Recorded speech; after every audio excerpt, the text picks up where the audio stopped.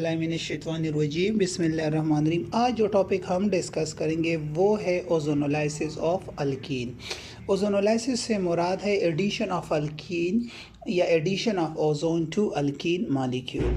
अब देखें, it is a useful reaction for the oxidative cleavage. Cleavage कहते हैं ब्रेकिंग को of alkene into carbonyl compound, कि ये एक ऑक्सीडेटिव क्लीवेज है। ऑक्सीडेटिव से मुराद के ऑक्सीजन इन्वॉल्व है, मीन ओजोन इन्वॉल्व है, ठीक है। अल्कीन को कन्वर्ट करता है किस में? कार्बोनिल कंपाउंड्स में।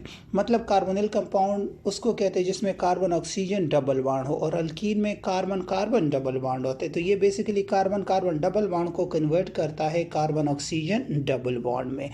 फिर कार्बोनिल कंपाउंड अल्डिहाइड भी हो सकते हैं, कीटोन भी हो सकता है, और अगर आप फर्दर उसको ऑक्सीडाइज करें तो वो कार्बोक्सिलिक एसिड भी हो सकता है। अब अगर आप यहाँ पे देखिए, ये जो ओजोनोलाइसिस है ये बेसिकली यूज होता है to determine what the position of double bond in organic compound. अब इसका मैकेनिज्म कैसा है कि ये अल्कीन का मॉलिक्यूल है, सिंपली ईथीन है, ये इस ओजोन के साथ रिएक्ट करता है। अब ओजोन पे यहाँ पे अगर आप देखें तो 1 2 3 4 5 6 7 8, सो ये इसका लिव स्ट्रक्चर है। होता ये है कि इस ऑक्सीजन से ये जो लोन पेयर है यहाँ पे आ जाता है, तो इस पे नेगेटिव और इस पे पॉजिटिव आ जाता है, तो फिर यहाँ से ये इधर आ जाते हैं। सो ये इलेक्ट्रॉन डिफिशिएंट हो जाते हैं, तो ये पाई सिस्टम यहाँ पे अटैक करता है, और ये यहाँ पे आके इस कार्बन के साथ अटैक कर देता है। यहाँ पे जो टेम्परेचर होता है वो -80 होता है, बिकॉज के लो टेम्परेचर आप इसलिए यूज़ करते हो क्योंकि ओजोन डिकम्पोज होता है एट हाई टेम्परेचर। अगर आप इवन रूम कंडीशन पे रखें 10 to 90 डिग्री सेंटीग्रेड पे ओजोन डिकम्पोज होता है।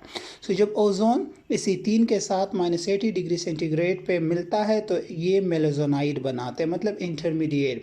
ये मेलाजोनाइड खुद को रीअरेंज करके क्या बनाता है? ओजोनाइड। इसको क्या कहते हैं? नाइट कहते हैं इस स्ट्रक्चर को। अब ये ओजोनाइट जो होता है फर्दर रिएक्ट करता है जिंक के साथ। अब जिंक आप क्यों यूज़ करते हो?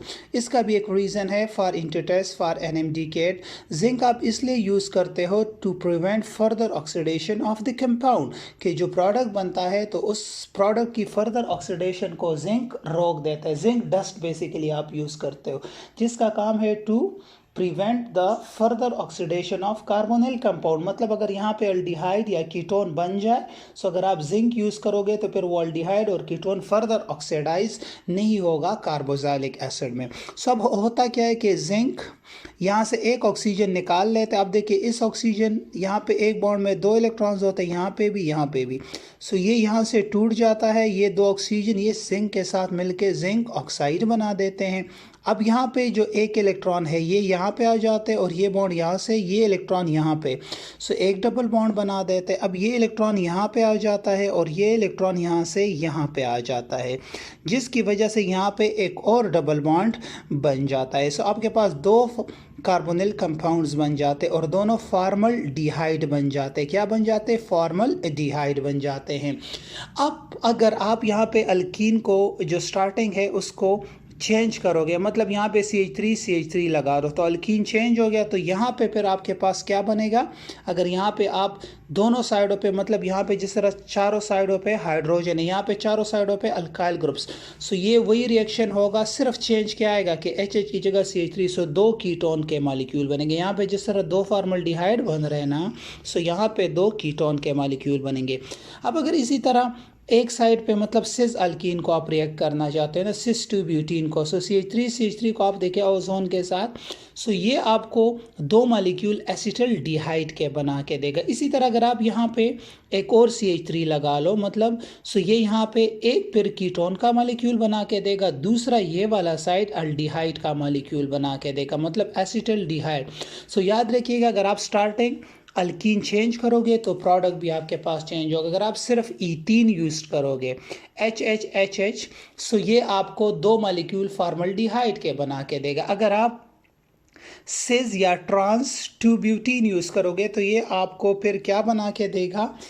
यहाँ पे जिस तरह बन रहा है, सो ये आपको 2 एसिटल डिहाइड के मॉलिक्यूल बना के देगा। और अगर आप यहाँ पे CH3 और दूसरे साइड पे HH, सो ये साइड वाला आपको कीटोन और ये साइड फॉर्मल्डिहाइड बना के देगा। तो इसका मतलब है कि अगर आप इसको और इस एंड को, मतलब H और CH3 को चेंज करेंगे तो आपके पास प्रोडक्ट भी चेंज होगा।